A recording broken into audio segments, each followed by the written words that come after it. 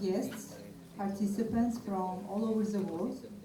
Again, welcome, and thank you for being with us on this second day of KARCIEF as well as IFO 2025.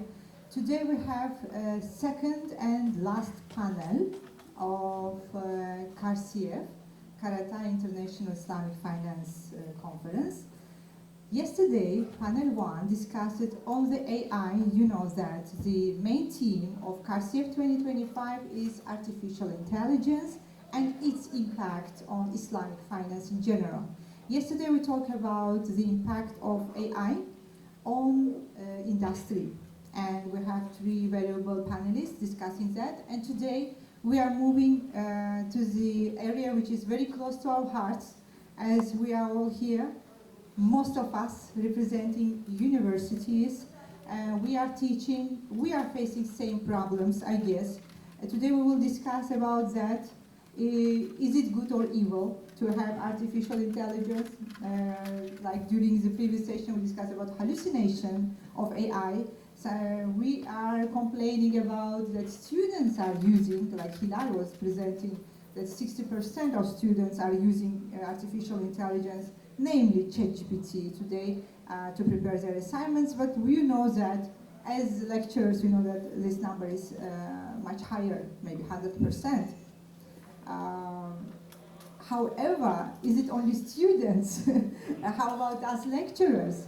I cannot, how to say, hide it, but we are as well using ChatGPT to prepare our questions. So recently I came across the caricature saying that two researchers discussing, one saying, I don't write anymore, ChatGPT does it for me. And second is saying, I don't read anymore, ChatGPT is doing that for me. Yesterday, Brother Mesbah was talking about the AI and Sharia audit in general, but what I can say that we are, as lecturers, also using, as academicians in general, using AI to review papers, and we get very good reviews from artificial intelligence. So today, mainly we will put all these topics on the table. You are most welcome to bring up your points, your experience, and how to deal with that. Because one is for sure, after COVID-19, we cannot have same life as before, traditional life. COVID-19 pushed us into the era of AI, digitalization. So today we have three distinguished speakers from Morocco, from Indonesia, and from Indonesia. Two from Indonesia, one from Morocco. Let me say ladies first and introduce Professor Dr. Amina Hashimi. Firstly, let me introduce her to you.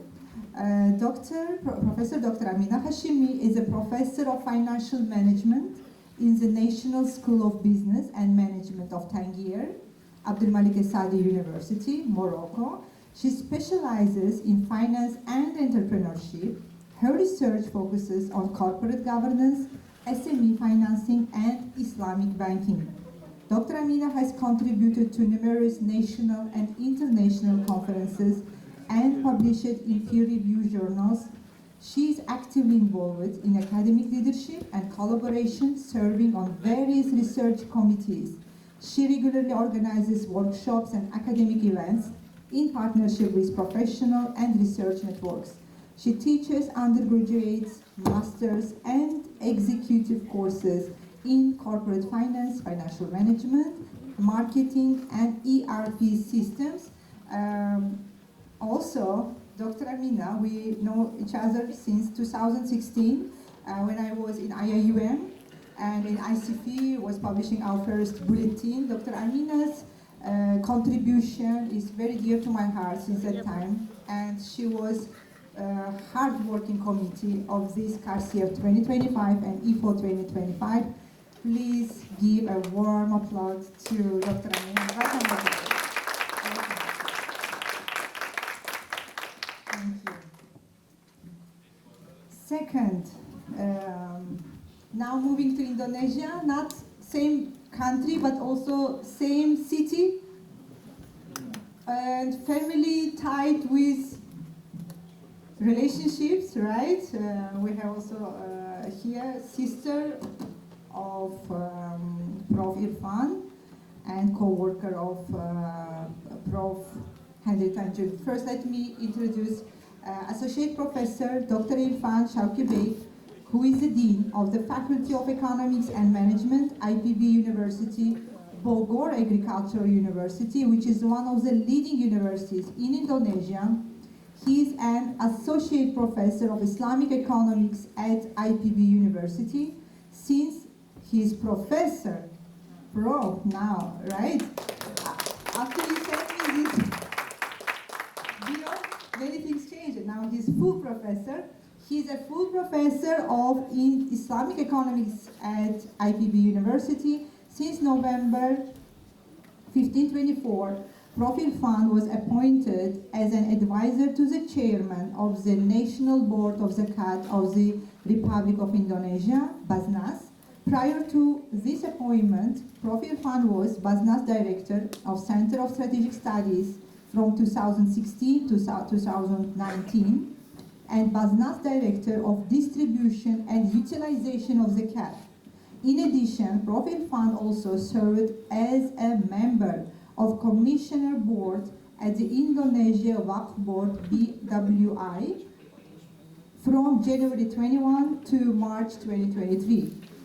Based on the Presidential Decree number 3/M year 2021. At international level, Prof Irfan is now Deputy Secretary General of the World Zakat and Waqf Forum from 2023 up to 2026, and Secretary General of International Association for Islamic Economics, also same dates from 23 to 26. And again, with a round of applause, let us welcome Prof Irfan to the stage. Welcome.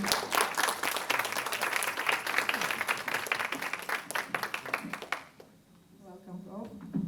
Now, as I said, last but not least, Professor, now almost our family member, with who we, since 2015 also, right? Since ICP time, we know Professor Dr. Hendri Tanjung since 2016 from Malaysia. Last year, the previous year, 2 years ago, Prof again visited us to Konya, and all to the participants. I want to say that Konya has a special place because it's city of Rumi, and we say once you visit Konya, definitely you will visit it once again, and many times. It's city of hearts. City of hearts. So now let me introduce our dear Professor Dr. Hendri Tanjung, who is Associate Professor of Islamic Economics and Deputy Director of the Postgraduate School at Ibn Khaldun University, Bogor, Indonesia. He holds a PhD in Economics from the International Islamic University, Islamabad, Pakistan, and has over 2 decades of academic and professional experience in Islamic economics, management, and finance. Now I need to correct here, because Dr. Hendri sent me his CV. I gave this CV to AI and asked him to draft a bio. And I know that here we have one AI hallucination who says 2 decades. That is more than 2 decades, as I know, right, Prof? So here one correction.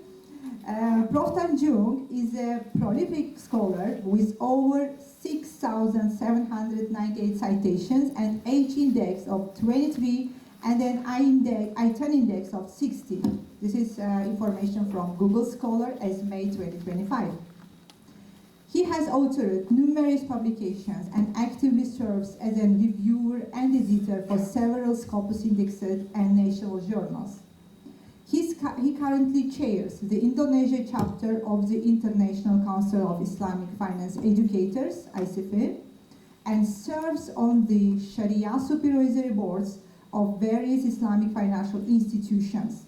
He is also a member of the Indonesia Waqf Board, BWI, and advisory board of the Indonesian Council of Ulama, in Bogor.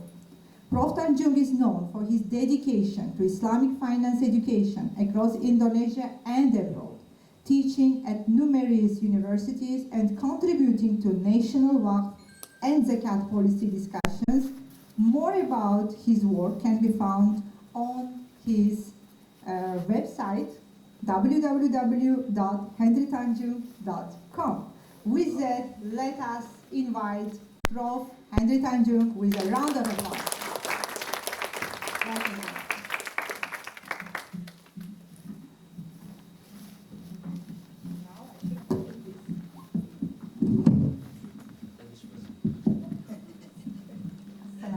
You can hear me clearly, right? Yes. Again, welcome, my dear panelists, to the second panel, now more on education, to discuss on the impact of AI in general on the Islamic finance or Islamic economics and finance education. As we started ladies first, now I will start with the questions, and I will ask you to allocate at least 5 minutes to each question, or maximum 5 minutes to each question, because we have few questions which we want to discuss, and also I want to open the floor, especially for students and lecturers, for the Q&A. Firstly, what are the key benefits of digitalization in Islamic economics and finance education? Let me start with the COVID-19, which I mentioned. Before COVID-19, digitalization was not much into our lives, but with COVID-19, with the introduction of distance education, we find ourselves suddenly in front of laptops, our students and us. That was good, that was bad. We saw many shortcomings, along with positive sides. Like from our side, maybe I can say that, yes, the problem was that I cannot see my students. I don't know what they are doing in front of their laptops. Their profile is open, but we don't know, are they there sleeping, having breakfast. So suddenly we became in different world. But what I can say, I have few students today attending from different universities who came to know about Islamic finance through online education, which was started by the Republic of Turkey Presidency Office. So that was good and bad. Now I want to listen your personal experience from your respective university. Please, Dr. Amina.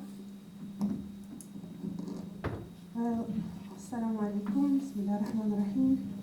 Thank you, Dr. Kamola, for giving me this honor and opportunity to be among these esteemed professors and among all the audience.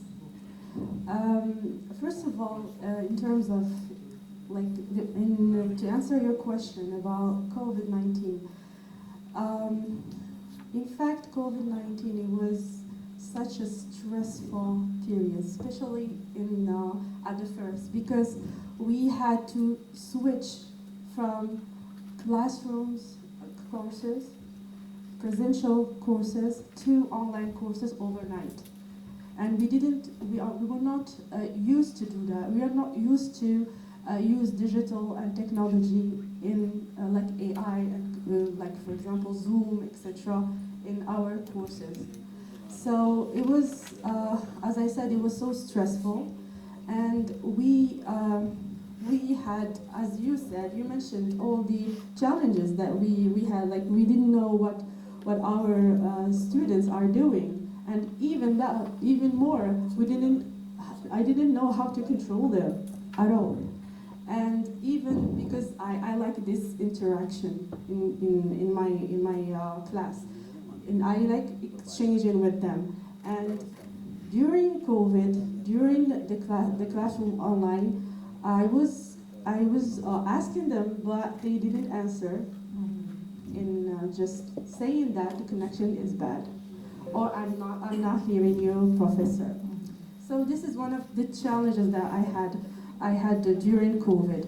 But honestly, digitalization has also some good parts, which is it facilitates the communication with our students, of course.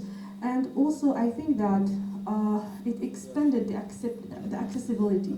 Accessibility of what? Accessibility for the student from diverse region to access to the courses from their home, including remote areas, and to access to the quality education without any geographical barriers. Second thing, for me, the key benefits of digitalization, I'm not talking only in Islamic economics, since in Morocco we still don't have this Islamic economic finance education. So I'm talking in general, in education in general, and specifically financial education. So the second key benefit of digitalization in education is efficiency and flexibility. It means what? It means that the students have online resources, really accessible. The e-learning models, we use these models to in order to facilitate for them the access to the information. Also, the virtual classroom, as I said, it allows self-paced for students in order to learn from professionals, for example, from abroad. Also, it enhanced engagement. Enhanced engagement how? It means that we use this digitalization in terms to facilitate their understanding through interactive tools, digital tools, technology, simulation through technology. So, and multimedia content. So, these tools increased student motivation to learn. Because I think students will be with me on that. These classical courses, the teachers giving only the course in a traditional way, it should be the best. We should use virtual content. We should use simulations in order to motivate them. Okay. The last thing to answer your question is financial inclusion. It means digitalization supports border access, for example, to Islamic financial knowledge, which is critical for financial inclusion in Muslim majority and minority context. So digitalization will enhance this financial inclusion to the people who didn't know about, for example, Islamic finance. So through digitalization, we can improve this financial inclusion. Thank you. Thank you, Karamina. And to mention, some of these digital tools which we use was Khaldun, one of these tools, which I personally use in my classes to engage students, to make sure that they are there and listening to me. Prof. Irfan. Thank you. Bismillahirrahmanirrahim. Assalamualaikum warahmatullahi wabarakatuh. And a very good afternoon. Nahmaduhu nusalli ala rasulihil karim wabad. Dr. Kamola and Dr. Hussein. This is, if we talk from the Gen Z perspective, both of you are couple goals. Yeah. Cool. We should give applause. But for non-Generation Z, you may not understand. So the ideal couple. Oh, yeah. Alpha, beta. Okay, so let me begin. Before coming to your question, actually in our university, in IPB University, the digitalization program actually has started in the year 2017.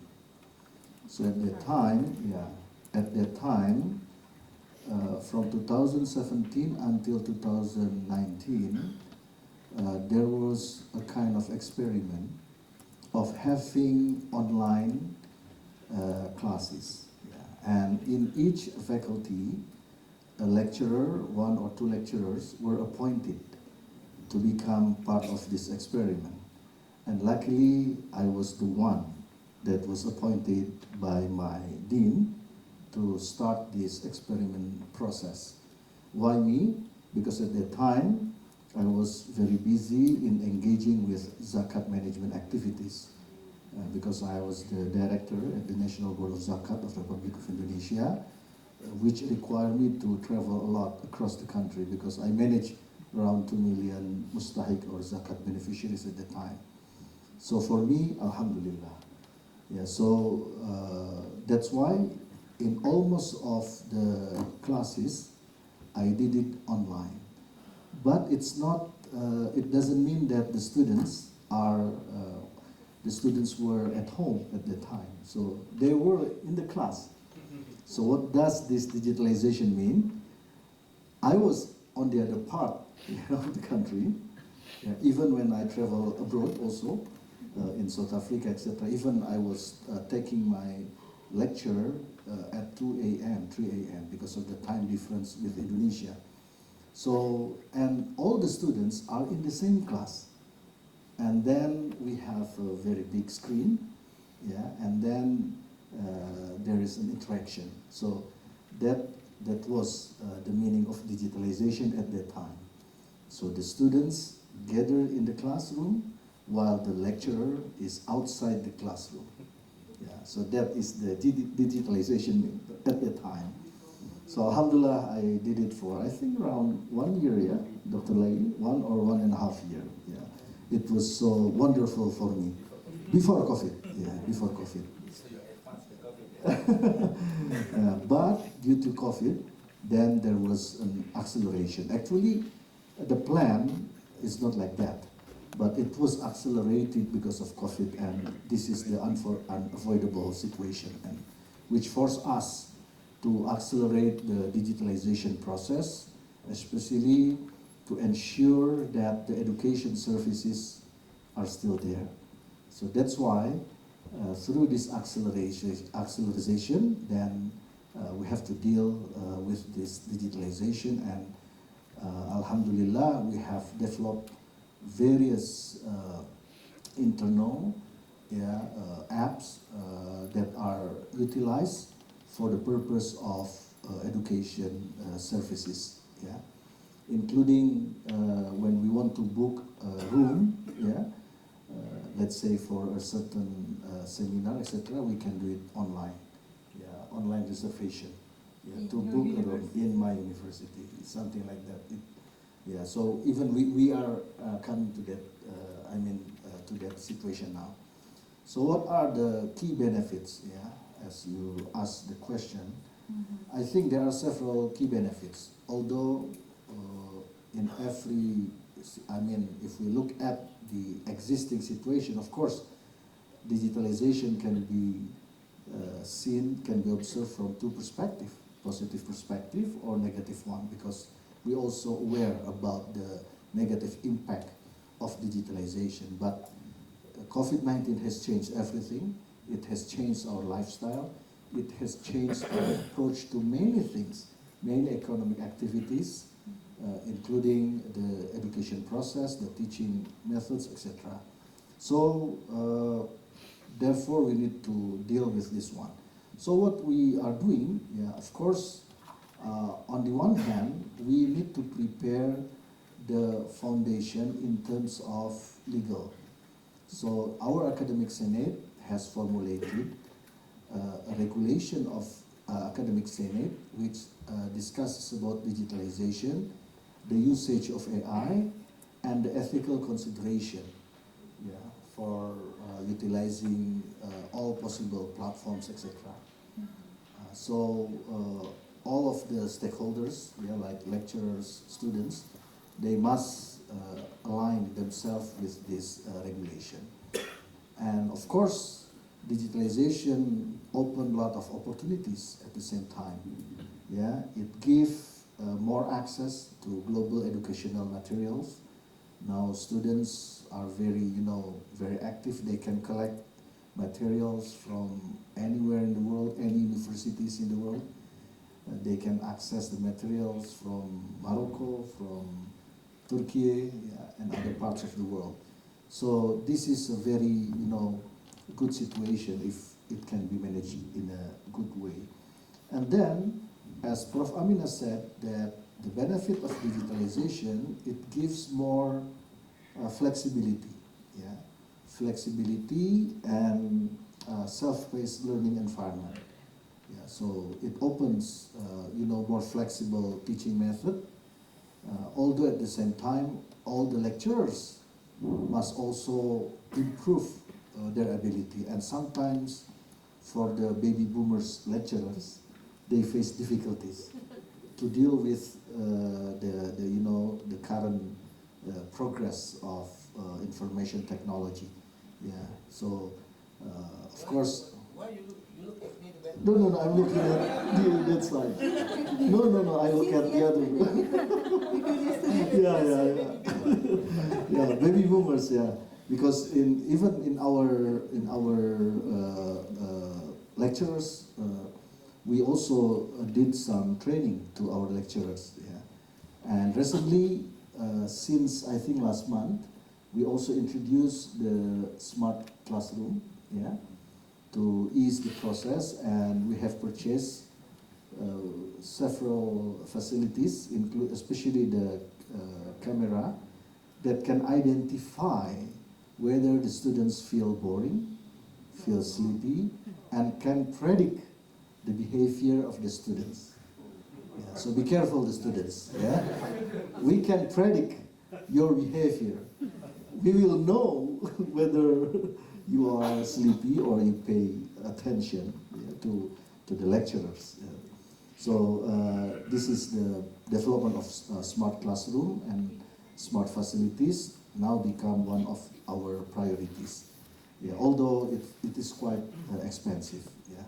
But again, this is the situation that we have to deal with, and the digitalization will always continue. Yeah, and we cannot avoid that one. And the last one, the benefit which I feel it's it increases our capacity, yeah, in terms of knowledge acquisition, in terms of producing theories, yeah, research, and other programs that are impactful towards the society, is the availability of collaborative digital platforms.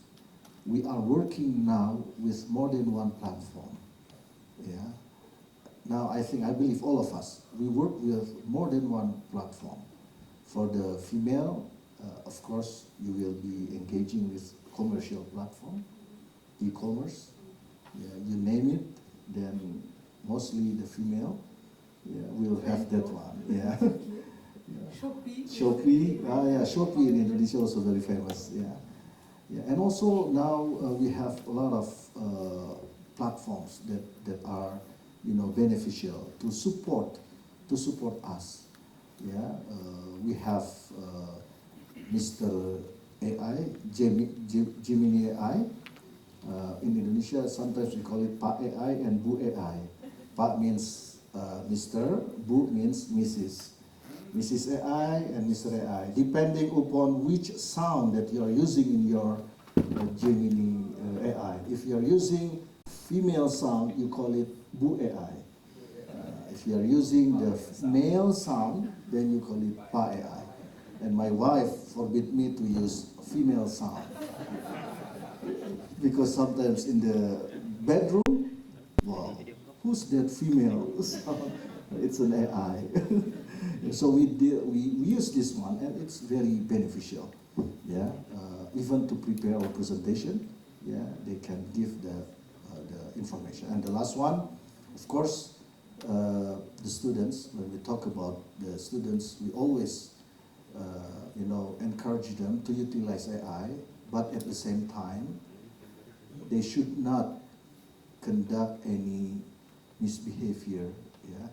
They should not conduct any activities that are categorized as criminal activities, like plagiarism, etc.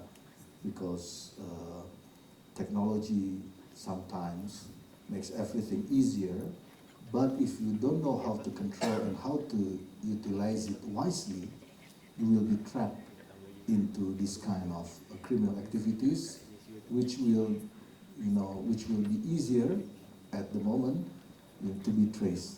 Yeah, so be careful not to misuse these progressive technological tools. I think that's my response Thank you. to Thank your you, Prof. question. Firstly, your smart classroom experience needs to be elaborated more. Maybe even we can, as a panel, prepare a special chapter for the book which will be published from this panel. Collaborative platforms I may be coming to before we will move to plagiarism. We will move to the ethical issues related to links to AI, which are I guess unavoidable, and sometimes my students can write and prepare assignments and write like references to GPT. And you say, from GPT, his references to GPT. Now, coming to the baby boomers, I want to say,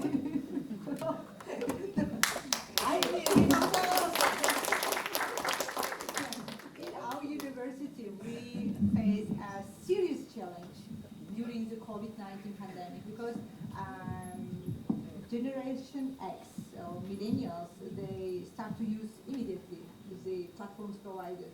But once it came to our older professors, that was a challenge. Yeah. That was a challenge because we need to call them, assist them through the phones, how to open the platform, how to connect, how to upload their slides. Brother Sinan knows, right? He was assisting Dr. Prof. Murad and Prof. Hendri to our senior professors at that time.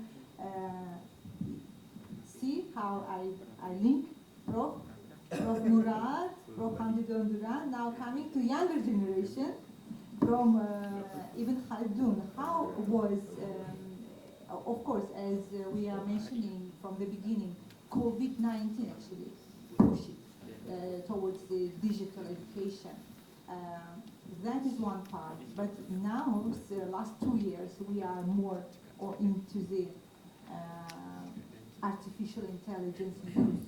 So maybe we also need to differentiate a little bit what is digital platforms and what is artificial intelligence when there is someone who can just prepare everything for you.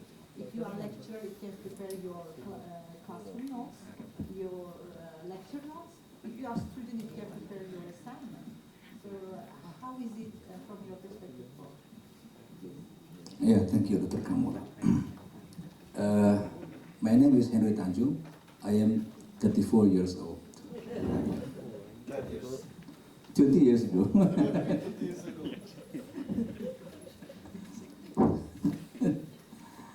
I still remember in 2004, we have a virtual classroom in Islamabad. 5 countries engaged in one time. Iran, UK, Saudi Arabia, Islamabad, and Central Bank. I joined the class, although that is not my coursework. That is Professor Irfan coursework, because he took master and I'm taking a PhD there, so I just sitting. But yeah, the class, and Prof. Irfan got A from that course. Yeah. 5 I was countries. sitting in front. For students, take it as a note. But at that time, that is costly, very costly. Yeah. Dealing with 5 countries in one time lectureship. Sometimes the lecture coming from Saudi Arabia, sometimes lecture coming from Iran, sometimes the lecture coming from Pakistan. It's very expensive. But now, everything is very cheap. Even free of charge. Even free of charge. Yeah. So, what I'm saying is, technology is continuing advance. Yeah. We cannot avoid technology. We cannot avoid technology. Like we cannot avoid become old.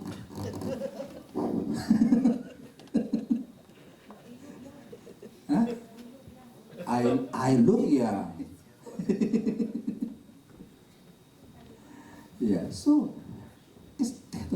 be good or evil.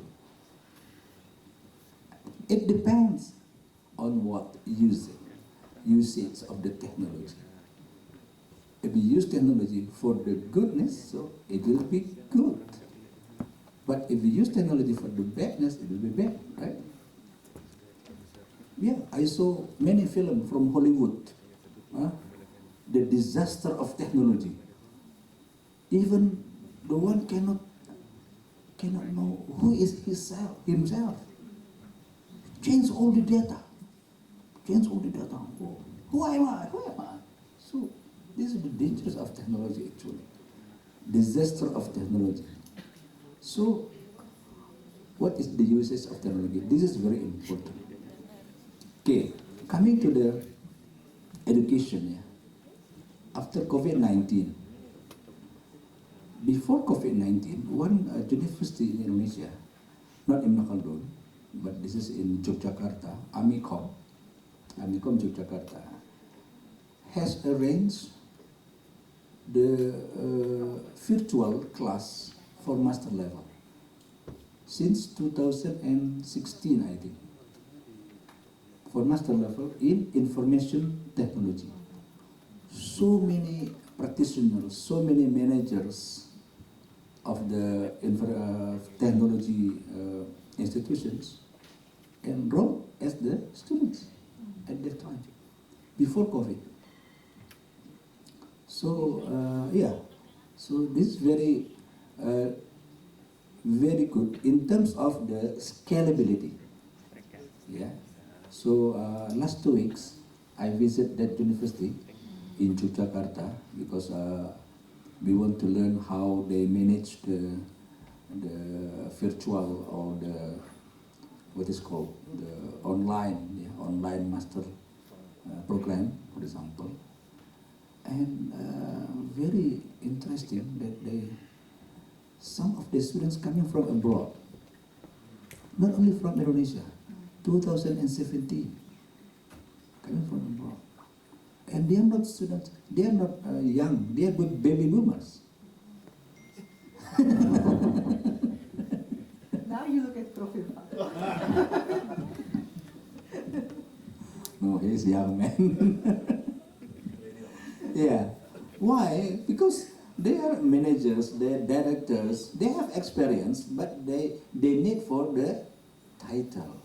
They need for the title master, etc. They have experience, they are directors, etc. Okay, so the benefit of the digitalization is scalability without increasing the cost.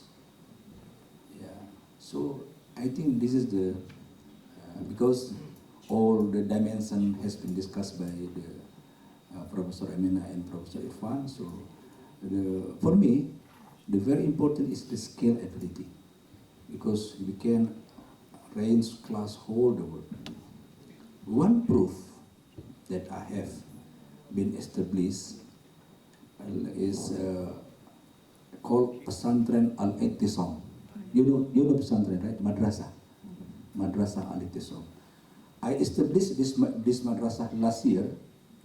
The students all pensions. So the age from 60 above.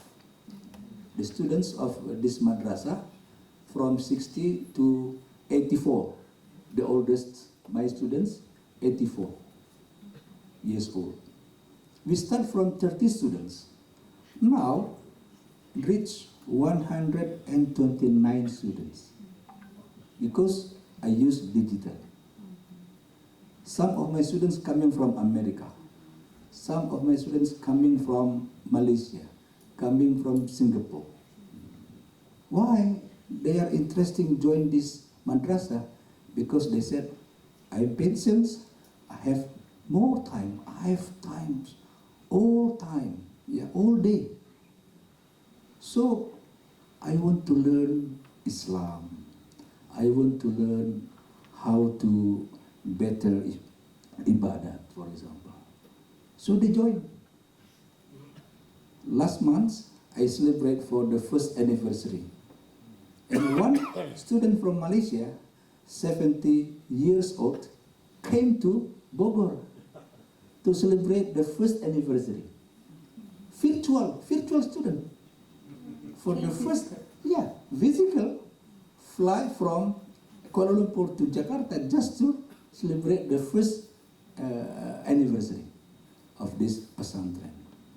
Yeah. So if you're interested for your father and for your mother, please join this madrasah. Okay. I think that's all because. Thank you. That madrasa, actually this one is tangible. Okay. Now I'm thinking about this.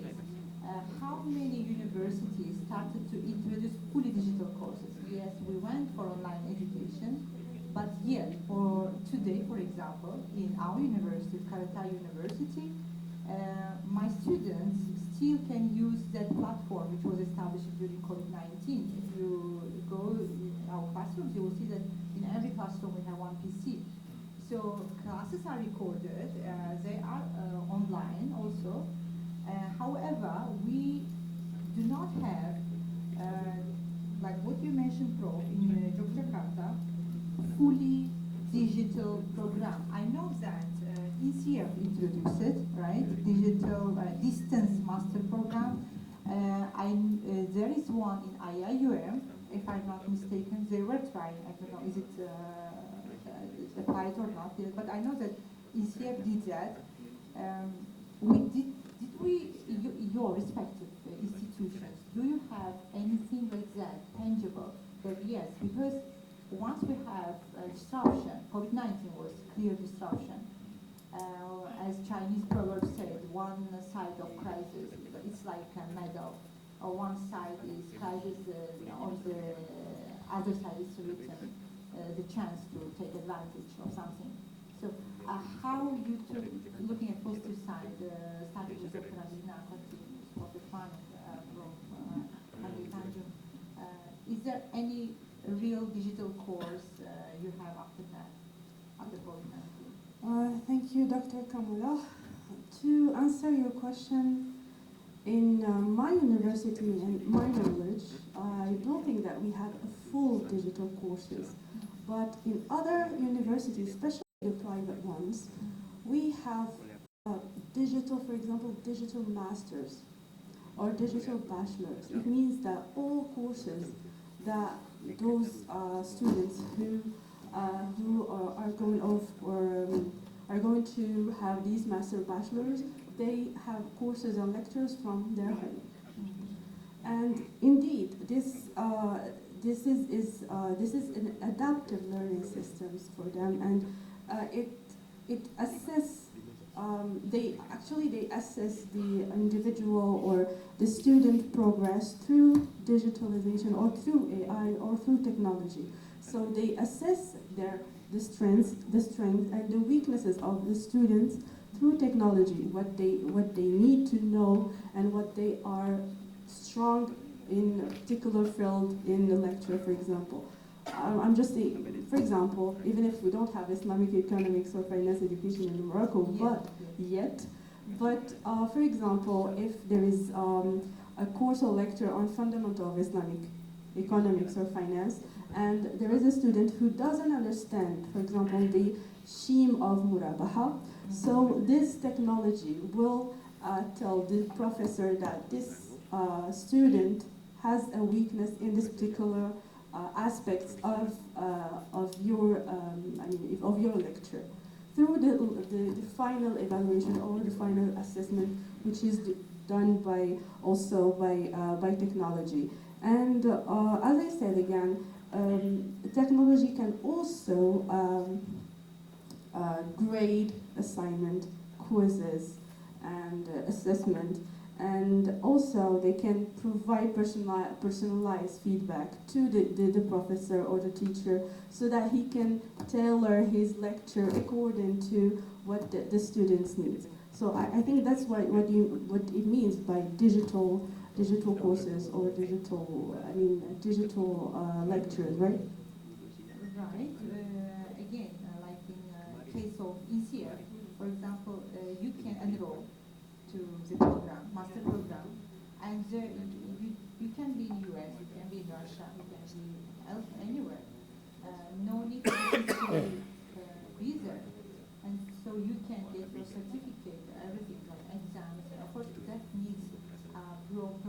foundation infrastructure, right? And also I have a question. You have already graduated, Dr. Mesbah, from that courses. Like how maybe we can also discuss on the perception of employees. If you are coming with physical certificate diploma or with digital one, how the perception in the industry towards that, or even in academia. For example, when coming to our case, as I mentioned, in Karatay University, we do not have now fully digital course, but what we did as a Department of Islamic Economics and Finance, we conducted online virtual exchange program with the University of Jakarta, University of Muhammadiyah of Jakarta. We conducted guest lecture, visiting lecture programs. We gave lectures to the students who were there, being here. So that was the things which we utilized, but still, as Prof. Hendri said, we cannot avoid this. We can. It's like electricity. We cannot say that electricity is something bad. That's no. You can. Depends how you are using them. Yeah. So that was the thing which we have to think as Islamic economics and finance educators, to have maybe jointly organized, jointly tailored programs to teach Islamic economics and finance. No need to be just one university. That can be program. And for example, Prof. Amina from Morocco, Prof. Irfan, Prof. Hendri from Indonesia, Prof. Zorina, Dr. Mesbah from Malaysia. We can give that courses, Dr. Hussein, me from Turkey, right? And there can be one jointly tailored degree, why not? We have to think about that product we can come up with. Prof. Irfan, what will be your input? Yeah. In our case, of course, at the undergraduate level, we don't have fully digital undergraduate programs because so far, if you look at the Indonesia experience, the university that is already fully digital is only Open University or Universitas Terbuka, Open University. Lecturer and the students never meet each other. Everything is online. Yeah, so that's the different thing. Yeah, the establishment of Open University is quite different from the rest of the university system. So in our case, for the fully digital courses or programs, normally limited to certain programs, like executive program. We have established since after COVID, we established an agency for executive education and leadership, yeah, under the rector, and this agency can provide certain programs, like for example mini MBA that is fully online, yeah, and it can also be collaborated with the industry, yeah, or short course, summer course, but it has certain credit hours. Like in my faculty, every department in my faculty, they have their own summer course or winter course. Yeah, although in Indonesia we don't have summer and winter, but we do have winter course. Yeah, yeah, Islam Economic Winter Course. Yeah, for the consecutive 6 years. So we give them a certificate with the equivalent of the credit hours. Let's say 3 credit hours, but now we increase to 6 credit hours.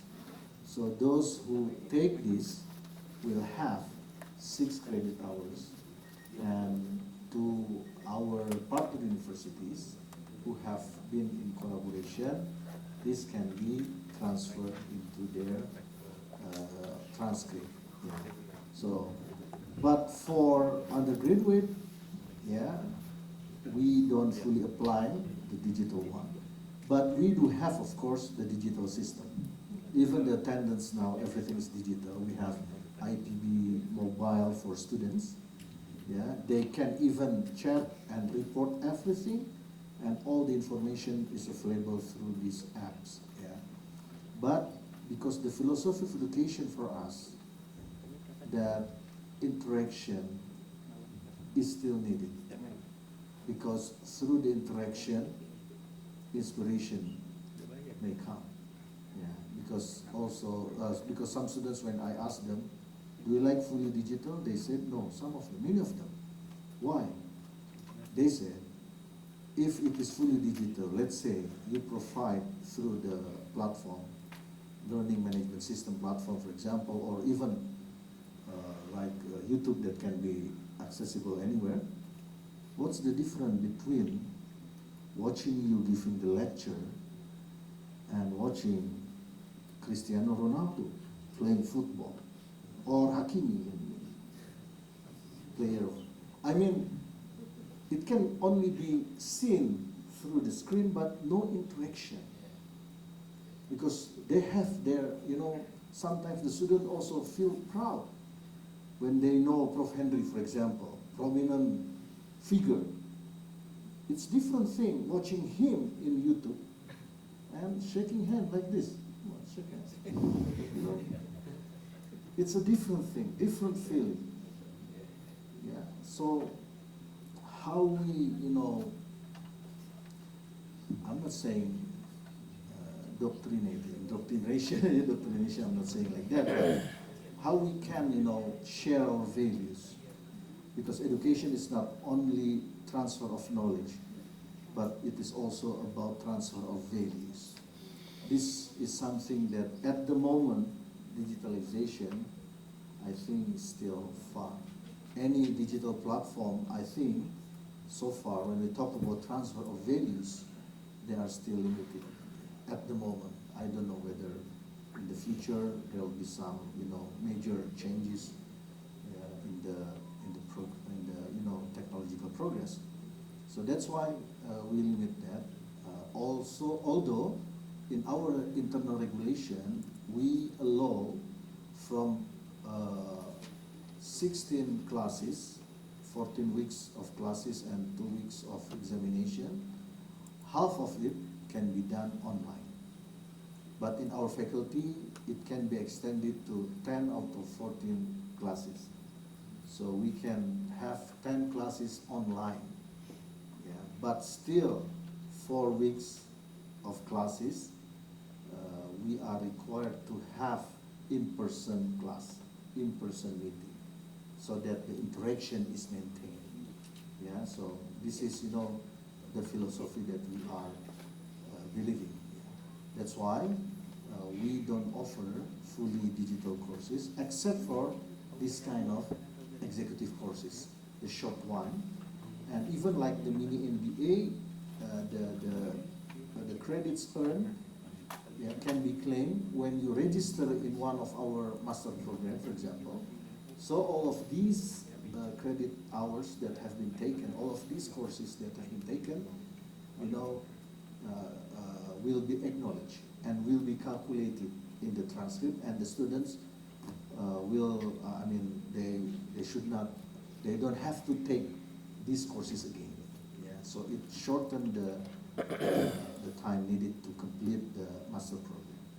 But for the PhD one, especially PhD by research, then maybe we can classify it as maybe fully digital. Although on certain things, like when it comes to the issue of supervision, sometimes in-person meeting is needed. Although they don't take any courses because it's fully by research. Yeah, it is fully by research, but it is only at PhD level. Yeah, at PhD level, fully by research, then no in-person meeting is required. Yeah, but again, sometimes the students need to meet the supervisor, in person, because if I look at you from the screen, from the YouTube, etc., but it's different when you meet directly. even the size of my body also slimmer in YouTube, but in reality it's bigger. Yeah. So that's the benefit. Yeah, that's the benefit. Yeah. Benefit of digitalization can hide some information. Yeah. So I mean, this is what we are thinking. But again, we need to utilize it. Yeah, including the one that we developed, the smart classroom. Although we are not developing it alone, but we are collaborating with others. Yeah, with certain technological providers. Yeah. So we are in the collaboration how to increase the effectiveness level of teaching, yeah, and also the interaction between lecturers and the students, because we can utilize that. And even we have now, yeah, tried to implement an AI for this one. Yeah, they can make the conclusion of the class. We are still now in the experiment. Yeah, Dr. Laili was attending the session, because before we teach the students, we have to be, you know, aware of the utilization of these facilities, how we can directly, you know, conclude, and we can give instruction, and even if you have PowerPoint slide, yeah, how we can directly put into the screen without putting it through a laptop. Yeah, so this is just to make it easy. Maybe one day, just by making your eyes like this, and then it's on. Maybe one day, I don't know, or maybe Not far, I guess. not far, I That's guess. not Yeah, far. yeah. So this is, although it's, you need to invest. You need to invest to have this kind of facilities. Yeah, that's why we are now in gradual stages to implement this smart classroom, because we have to invest, and at this time it's still expensive. But maybe after 5 years, 6 years, 7 years, it may be cheaper and cheaper and cheaper. Of course. Of Yeah. course. This is what, Yeah. hopefully this answers your question. Definitely more, even more in broader way. And now I'm also, Prof, interested. We are talking about AI. Yes, we will talk also about the ethical side of using AI and how it's affecting students' creative thinking. Because there was a research which states that people who are using AI extensively are lacking the way of their creative thinking is getting weaker and weaker. Yes.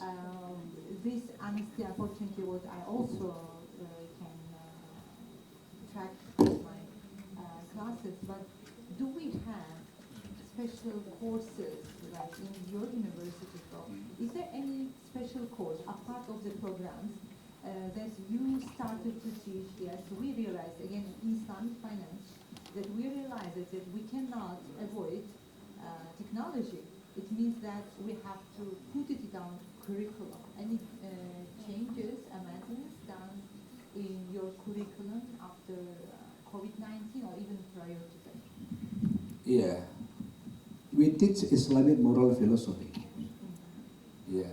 We take it from Ibn Khaldun, Muqaddimah. Yeah. In the chapter 6 about knowledge, Ibn Khaldun explained everything. This is my PhD students has read the Ibn Khaldun, the very thick book, all Translated into Bahasa. translated into Bahasa. Yeah. So I lost the interaction with my students with the using of the digital.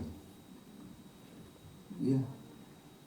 I said, am I a lecturer or just a robot? Am I a robot? Just to transfer knowledge, even I am afraid my students more clever than me. Yeah. Everything just ChatGPT says. Huh? Even now, we are just sitting sleep like that. Silence. Don't speak anything, and people can know who am I. From where?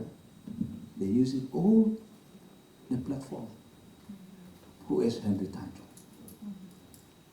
They just so want to inform, information, collect, blah, blah, blah. So I said, am I a robot? Or I'm still a human being? Right? So the profession of educators, the profession of lecturers, of professors, maybe will be replaced by the AI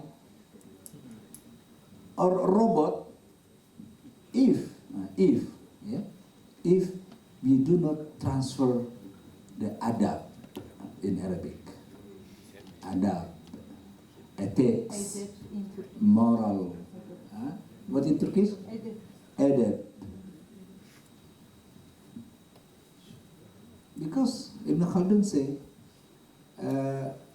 we should learn adab first before knowledge. Adab first and then knowledge. But now, many students have no adab. One time in the classroom, students sit on this chair, or at this desk, yeah, sit. And the teacher said, oh, no, don't sit on the chair. He said, why? Why you angry like that? Yeah, you are teacher, I pay for you. The teacher doesn't like that. I pay expensive for you. Why are you angry? I'm here. Is that the situation that we develop now? As I mentioned, we cannot avoid technology, but we can make it. We filter. Yeah. Now all business now digital. All business now digital. Yeah. Except massage. Yeah. You cannot do massage online. Yeah. So if you want to build business, choose business, do not online, in nature. For example, massage. Yeah. No, cannot, because there is some another treatment. There will be always need for you. Yeah. AI cannot replace. No. For example, another example, car wash. You cannot make car wash online. How come? You want to wash your car online? No. You should go to the car wash. Yeah. Who else? If you want to establish business, choose business which is not online in nature. Yeah?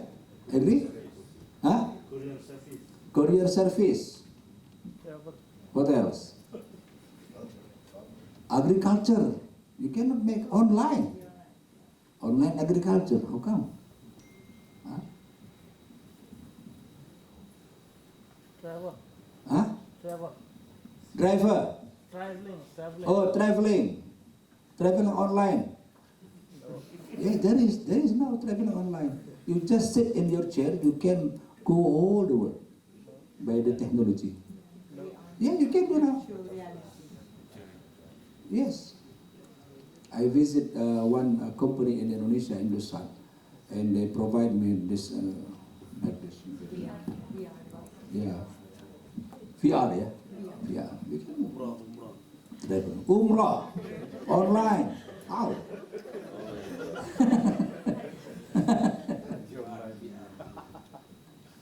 Yeah. Married online. How?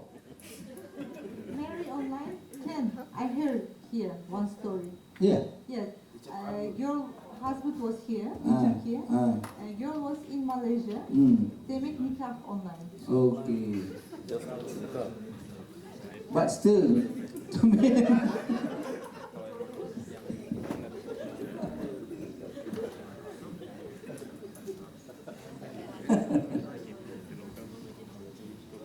yeah. Again, in the Middle Age of the Islam civilization, there is a term, they call it talaki, a method that if you want to earn something, knowledge from ulama, you should visit him, you should visit ulama and sit in front of him one by one. It transfers all, not only knowledge, transfer adab, transfer ethics, transfer morals. That's why our ulama has so many gurus. After finish in one ulama, he visit other ulama, and then like Rumi, Jalan Rumi, so many gurus. He came from near Iran, Persia. Then come to Konya at that time, because Konya is the city of knowledge at that time. 1251, this one, 1251. Konya is the center of knowledge of all Islamic civilization. All ulama gather here. Okay? The one who want to get knowledge, to acquire knowledge, adab, etc., they should visit ulama. But now, yeah, what is the difference between following class of a professor and watching film? What's the difference? Are you now watching film?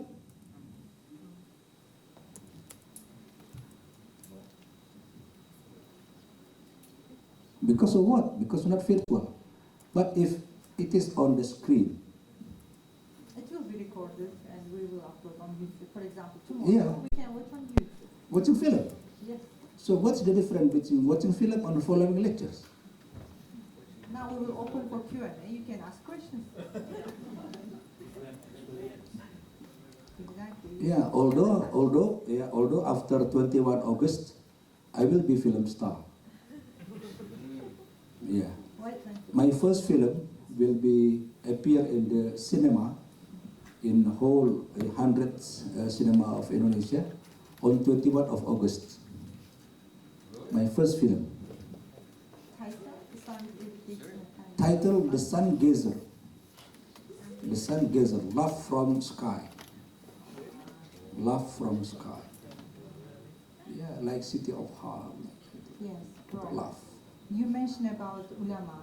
You Yeah. mentioned we have in Turkish alimin nazarı. Nazar means also glance.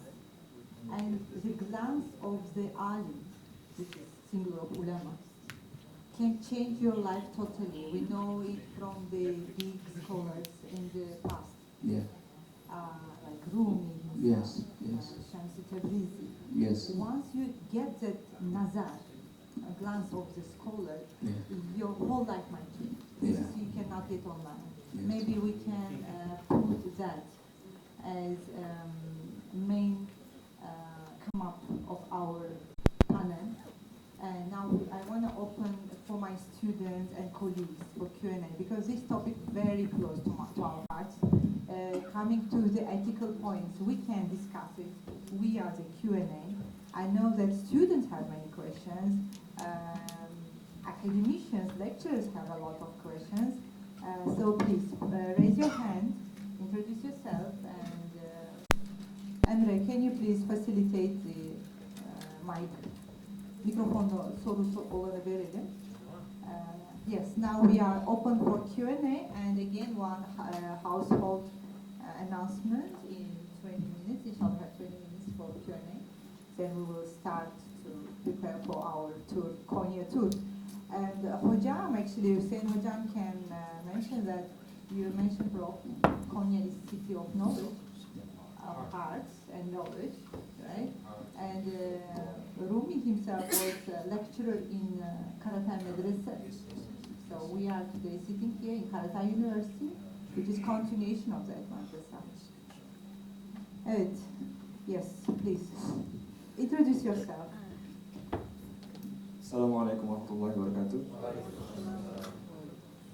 My name is Hendri from University of Indonesia, and my question is, as a student, I realize that nowadays most students rely heavily on AI in their studies, whether it is for completing assignment, writing papers, or even essays. The reason is not always laziness. Sometimes it's about effectiveness and efficiency. We often try to prioritize what's most important to learn or which activities will be more beneficial for our future. However, I would like to ask the lecturers and professors here, what are your expectations regarding students' use of AI in learning? What are the boundaries, and what do you hope we will continue to develop as learners in this AI era? Thank you very much. Thank you. Do you want to address your question? Is it open to all professors? Open to all. Again, your name, please? Hilmi. Hilmi, you prepared this question using AI? Yeah. well, it's came from my idea, but I translated. You put prompts and AI generates. No. Yes. I have the idea for myself, but Okay. I put it on AI to get a better form of sentence. Okay. Thank you, Hilmi. Thank you so much. Please, Professor.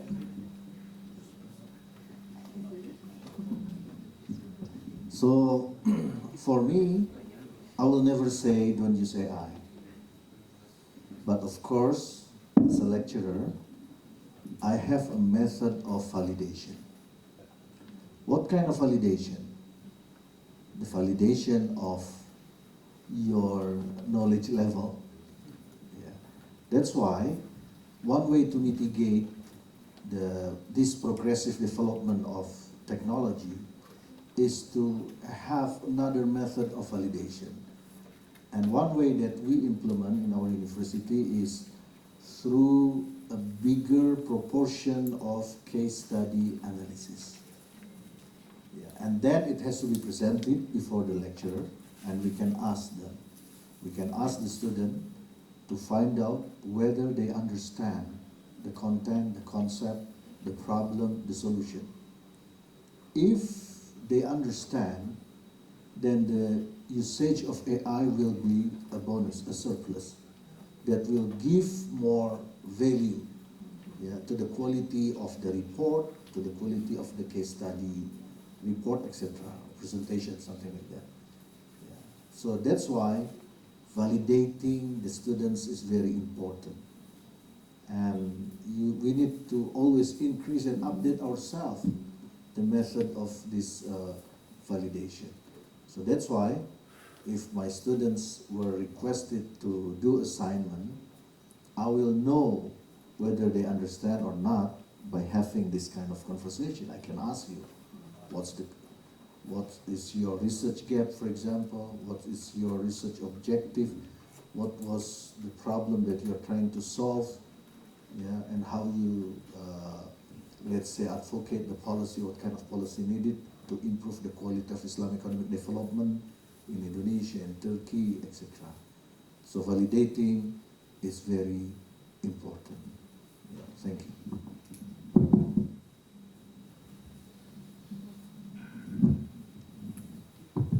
The most dangerous thing of using AI for writing, because is it your article or not? You made this article or not? If you said yes, but in fact no, so you tell lie. So this is very interesting, very dangerous thing. That's why now in so many editorial of journal, they impose you to make a statement that blah blah blah blah of AI declare before the reference. Why? Because there is how does problem. Otherwise, in every for using information is very very good. Yeah. Okay. Well, for me as professor said, using AI is valid, is okay for students, but the way you use it, it should be with wisdom. You should be clever when you use AI. Not, actually, as you said, the idea is yours, but the formulation or the formula or formulation of the paragraph is used by AI, right? But it's still your idea, right? That's good. But as well, your the writing, or as the professor said, it should not influence or impact negatively your writing, for example, in English. Because if you rely on AI so much, you will lose your capacity to write in English, for example, right? And also, I will give you an example that I have experienced in my class. I was teaching a course on financial accounting, and I gave my students an assignment, a simple exercise. It was so simple, but because they was relying a lot on ChatGPT, I told them, look, this is a simple exercise. Don't use ChatGPT, it will give you a wrong answer. But I told them that, they still used it. And all the assignments was wrong. All the answers were wrong. Everyone used it. And when I corrected in front of them, they said, what? It was so easy. So from that day, they started relying on themselves, and they start again having this confidence on themselves that, come on, we can do it. We should not relate only on ChatGPT. Yes, ChatGPT or AI can give you some information, but you should be picky on the information that ChatGPT gave you. Yeah, that's my answer to you. Okay, Hilmi. Now we have a next question from Professor Mohammed Markawi. Please, Professor. First of all, thank you for your brilliant intervention regarding this wonderful topic. I think we all agree on the positive side of AI in terms of pace, scope, and even the cognitive augmentation of capacity, either for student or lecturer or academics. But we noticed that there is a little bit a tendency to be addicted to AI from both sides, because we rely on the tool, and we forget that we need also this spiritual interaction between the academic and the students in this journey of learning. And my question is, you mentioned, Professor, you mentioned validation, which I can call authentic assessment. How we can assess authentically, either individually or collectively, our students while they rely on AI. Because, for example, in mass or large classes, we don't have the choice. We give the lecture and we give time to digest it and to go further experiment concepts and cases, etc. But we have the opportunity in small groups to create this interaction, and especially between lecturer and students and among students, to simulate and to assess authentically this kind of learning in order to see in what extent they take something, they develop something, or they just have their dose of digest electronically knowledge without really touching it concretely. So my question, how we can develop also our arsenal of authentic assessment based on the evolution and the perspective of AI eruption. Thank you. Yeah. Of course, as I said earlier, that the method of validation is the term used for the Gen Z. Assessment is used by us as lecturer. How to, ensure that they are authentic. So in this regard, according to my personal experience, in the subject that I teach, I try my best to align myself with the most current updated issue in the field that is relevant to the subject. For example, 8 years ago, when I teach a subject on zakat, for example, 8 years ago, it's a very rare research on risk management on zakat institution. You can ask the ChatGPT or whatever AI that you can access, is there any research on risk management of zakat institution before 2016 or 2015? No answer for that. Because when we formulate the zakat core principles, it was for the first time we introduced the term risk management. So what I did at that time to ensure that they still, can ask Google at that time, Google and other sources online, although there was no ChatGPT at that time. I raised a case study which invite debate, pro cons on it, because to understand the authenticity of a student's thinking, they have to be presented with a certain case study which invite pro and cons. And at that time, there is no exact right answer. Risk management. What do you think? It's necessary for the zakat institution, for army officers to master the risk management concept? They are divided. Now they build their argument based on those. So this is one way, to validate to do this authentic assessment, so that we understand their knowledge.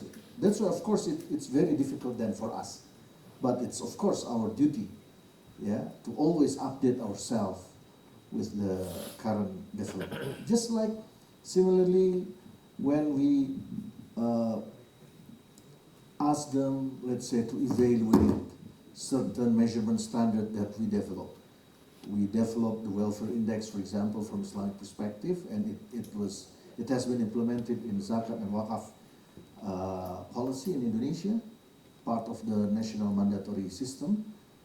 So we asked them to evaluate what is the strength and weaknesses of that one, to evaluate, to ask their deep thinking, which cannot be easily consulted to ChatGPT, Gemini, and etc.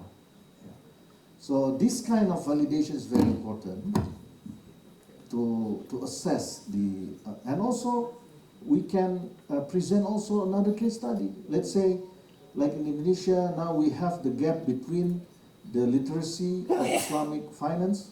Islamic financial literacy is 39%. Islamic financial inclusion rate is 13%. There's a gap between. So what should be the problem? From their perspective, and what should be the solution? So we can assess through these, case studies, debate, pro and cons, so that they are, triggered to think, triggered to think. Even we can, if the students argue A, then we can say minus A, to trigger the way they think, And we can do it directly just like this, or their writing. Yeah, we can give them assignment. Sometimes, to minimize the AI usage, both of us, sometimes we still request them to write down the assignment by writing. And then you take the picture and upload to the system. Yeah, handwriting. Sometimes the student asks, why, sir? You are in the, old age. No, I want to know your handwriting because I can predict your personality. I will use that. Yeah. Yes. Yeah. So at least it limits their ability to copy paste.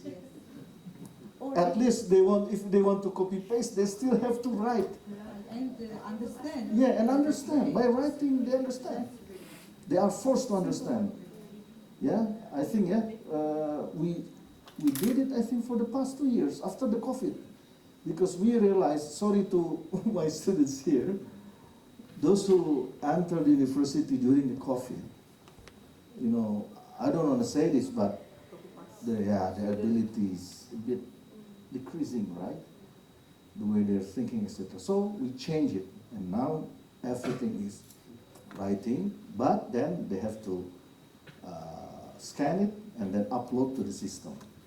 So now, I said sometimes minimum 10 pages, maximum 15 pages. So I ask them to write as much as possible by using hand, but not for the PhD students, because I teach them as well for PhD, But for undergrad, I'm talking about the undergraduate students. So when they do this, you will know, because no one will share the same writing, the same sentence, maybe the same idea, but when they express it, when they express their idea into the writing, you will always see the difference, one student to another student.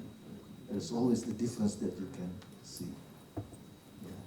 That's what we are trying to do, to mitigate, to authentically assess their thinking. So that's why our, midterm, final term, final exam, midterm exam, the percentage is only 10% to 20%. We give more on this kind of assessment, writing, etc., expressing the ideas. Yeah, we present this. We want them to compare. We give them, the question is in the morning. Let's say we open the system in our LMS, start the exam or start the assignment at 7 o'clock. Then you're given 12 hours to compare. Let's say we give them 3 papers, different student, different papers. So at least they have to read. They have to try to think, and then they have to write everything within 12 hours. So we can know. What if they upload it to GPT and ask to summarize, and they just... At least they do something, Still, writing. At least still writing. Still writing. No problem, because once you are writing, at least you will read. And then when you read, and you will think, is this correct? Or the sentence match or not? At least they read. And by, kinetic, moving, this one, muscles, etc., perhaps it will trigger them also to think. So this is just the way, to assess everything. But please ask them to do this handwriting assignment. And don't make it 1 or 2 pages. And are you happy?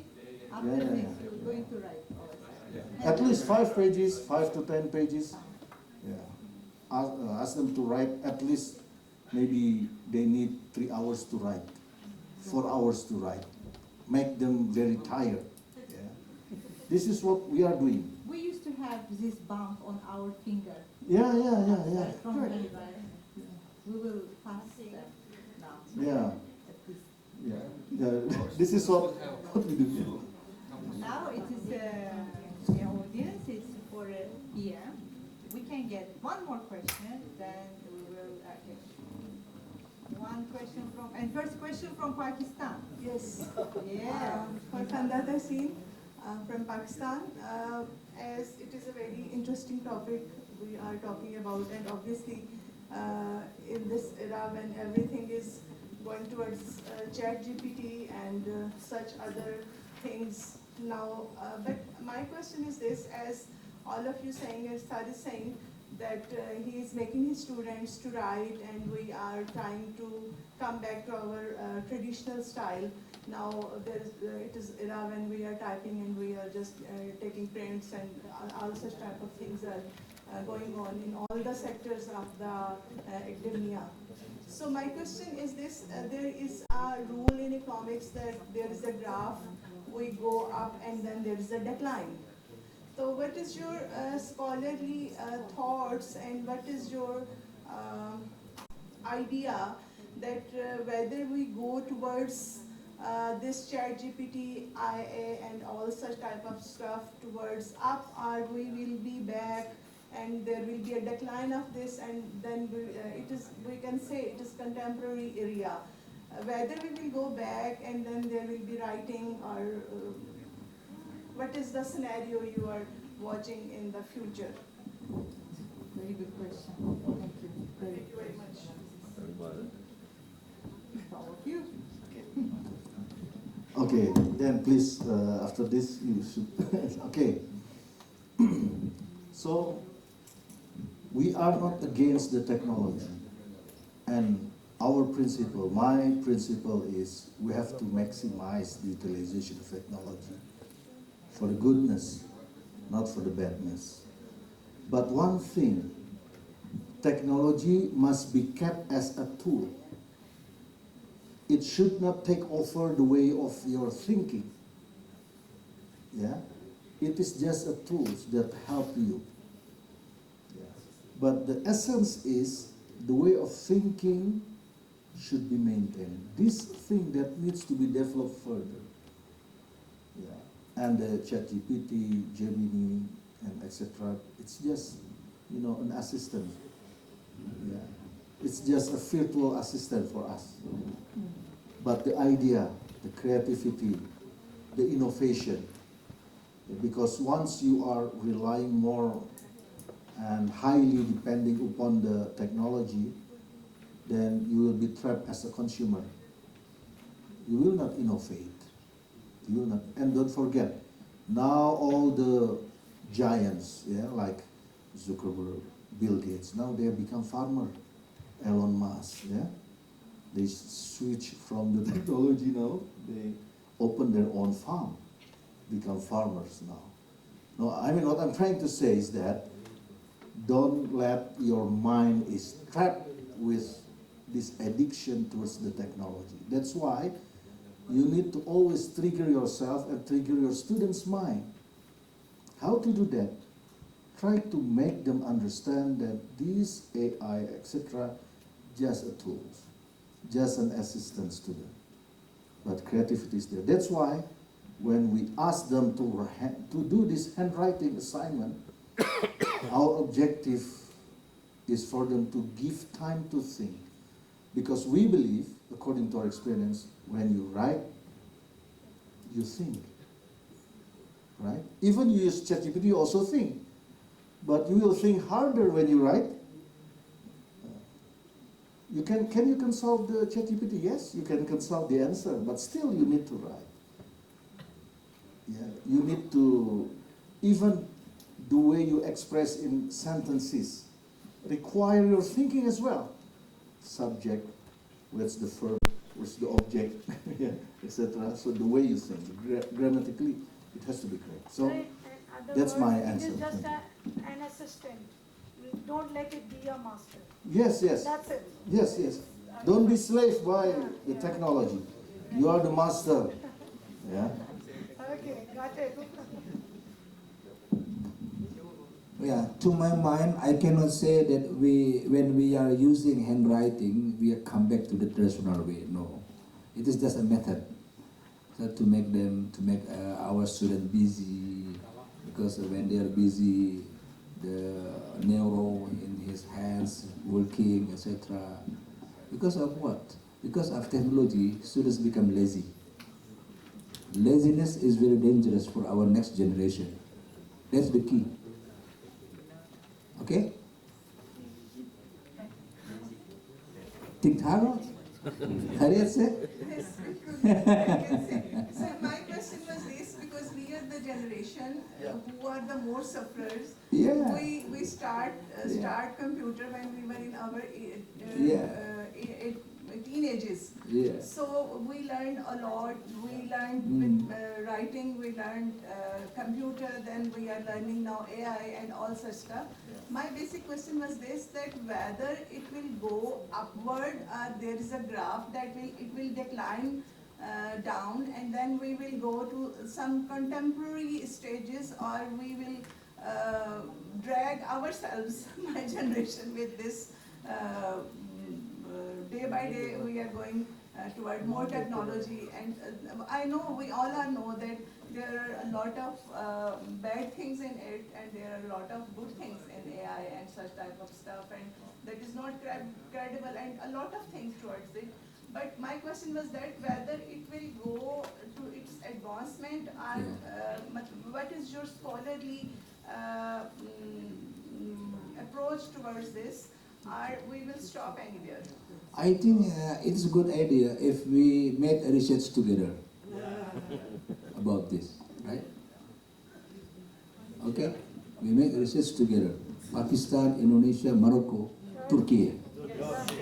Okay? Malaysia. 5 countries. Okay?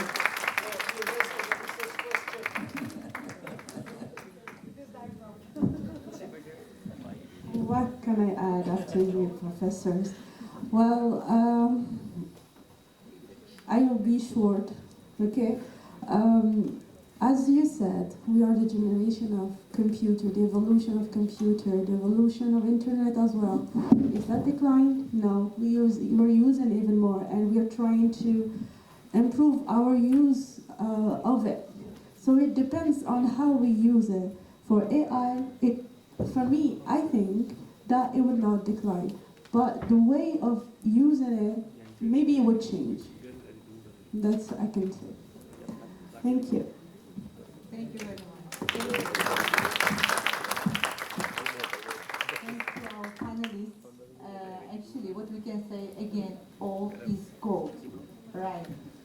Whatever what, we have to maintain our values, our roots. Only then the branches, the leaves of the tree will be healthy if we take care of the root. Thank you very much, our audience. Now we have the tokens of appreciation.